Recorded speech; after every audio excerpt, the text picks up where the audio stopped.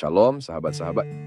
Kiranya damai dan kasih Tuhan memenuhi hati Anda saat kita memulai pembahasan hari ini. Bukan setiap orang yang berseru kepadaku, Tuhan, Tuhan, akan masuk ke dalam kerajaan sorga, melainkan dia yang melakukan kehendak Bapa-Ku yang di sorga. Pada hari terakhir, banyak orang akan berseru kepadaku, Tuhan, Tuhan, bukankah kami bernubuat demi nama-Mu dan mengusir setan demi nama-Mu dan mengadakan banyak mujizat demi nama-Mu juga? Pada waktu itulah aku akan berterus terang kepada mereka dan berkata, aku tidak pernah mengenal kamu, enyahlah daripadaku, kamu sekalian pembuat kejahatan. Baik. Keadaan siap. Ayat ini berasal dari Injil Matius. Mari kita bahas maknanya. Pentingnya tindakan, bukan hanya kata-kata. Ayat ini menekankan bahwa mengakui Yesus sebagai Tuhan saja tidak cukup. Yang penting adalah melakukan kehendak Tuhan dalam kehidupan sehari-hari. Peringatan terhadap kesalehan palsu. Yesus memperingatkan bahwa ada orang-orang yang melakukan hal-hal mengesankan atas namanya. Bernubuat, mengusir setan, mengadakan mujizat, namun tidak benar-benar mengenal Dia atau hidup sesuai ajarannya. Pentingnya hubungan pribadi dengan Tuhan. Frasa, aku tidak pernah mengenal kamu, menunjukkan bahwa yang terpenting adalah memiliki hubungan pribadi yang autentik dengan Tuhan, bukan sekadar melakukan tindakan-tindakan religius atau penghakiman akhir. Ayat ini berbicara tentang hari terakhir, merujuk pada penghakiman akhir di mana Tuhan akan memisahkan orang-orang yang benar-benar mengikutinya dari mereka yang hanya berpura-pura. Panggilan untuk introspeksi. Ayat ini mengajak pembaca untuk memeriksa motivasi dan tindakan mereka, memastikan bahwa iman mereka diwujudkan dalam ketaatan sehari-hari, bukan hanya dalam tindakan-tindakan yang terlihat saleh. Secara keseluruhan, ayat ini menekankan pentingnya ketulusan hati, ketaatan kepada kehendak Tuhan, dan hubungan pribadi yang autentik dengannya, bukan sekadar penampilan luar atau tindakan-tindakan religius.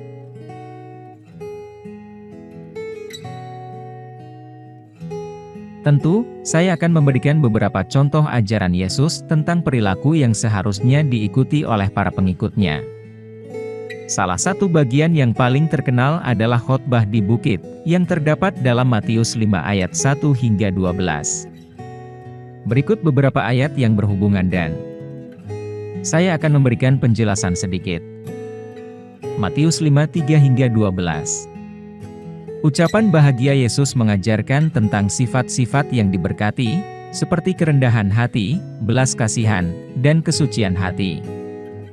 Matius 5 ayat 21 hingga 22. Jangan membunuh diperluas menjadi larangan marah tanpa alasan. Matius 5 ayat 27 hingga 28. Larangan berzina diperluas hingga mencakup hati dan pikiran. Matius 6 ayat 1 hingga 4. Tentang memberi sedekah dengan tulus, bukan untuk pamer. Matius 6 ayat 5 hingga 15. Tentang berdoa dengan tulus dan memaafkan orang lain. Matius 7 ayat 5. Peringatan tentang menghakimi orang lain. Matius 22 ayat 37 hingga 40. Hukum yang terutama adalah mengasihi Tuhan dan mengasihi sesama. Mengenai kemabukan dan pesta pora.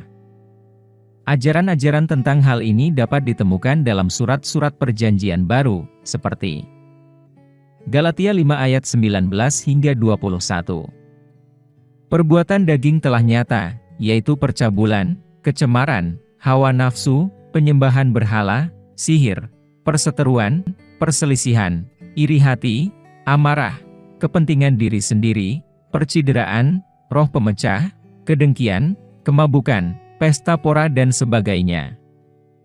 Terhadap semuanya itu kuperingatkan kamu seperti yang telah kubuat dahulu bahwa barang siapa melakukan hal-hal yang demikian, ia tidak akan mendapat bagian dalam kerajaan Allah. Efesus 5 ayat 18. Dan janganlah kamu mabuk oleh anggur, karena anggur menimbulkan hawa nafsu, tetapi hendaklah kamu penuh dengan roh. Ajaran-ajaran ini menekankan pentingnya hidup dalam kesucian, pengendalian diri, dan kasih kepada Tuhan dan sesama. Tuhan Yesus mengajarkan bahwa mengikutinya bukan hanya tentang mematuhi aturan, tetapi juga tentang transformasi hati dan pikiran. Mari kita masuk lebih dalam untuk memahami kenapa kita ditolak oleh Tuhan Yesus. Maunya gembala atau pengikutnya? Judul: Pentingnya kekudusan dan pemahaman mendalam tentang keselamatan dalam Kristus. Yang pertama, pendahuluan. Referensi ke ayat Alkitab tentang pengikut-pengikut yang ditolak oleh Tuhan Yesus. Penekanan pada pernyataan Tuhan, "Aku tidak pernah mengenal kamu."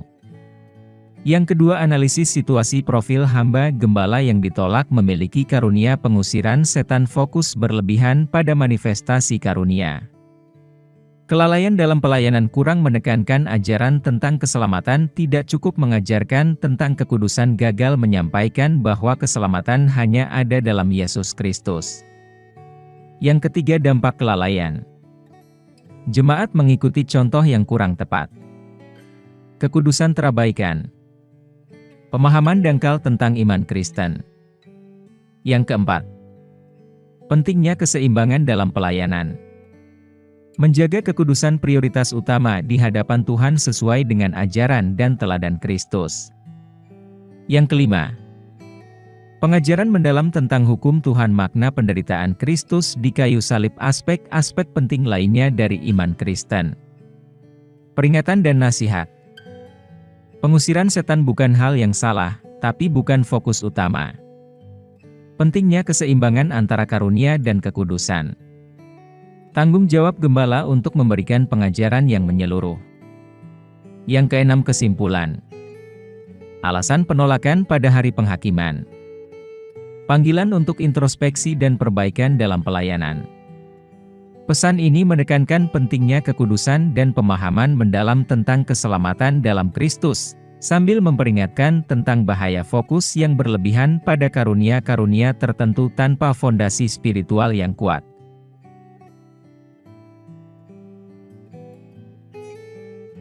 Terima kasih sahabat-sahabat. Ini adalah penjelasan beberapa saya boleh jelaskan. Memungkinkan sebab kita ini ditolak oleh Tuhan Yesus. Karena ada pelanggaran dan kurang mentaati perintah-perintah Tuhan. Ingatlah, perjalanan iman kita adalah proses seumur hidup. Mari terus belajar dan bertumbuh bersama. Sampai kita bertemu lagi. Tetaplah dalam kasih Tuhan Yesus Kristus.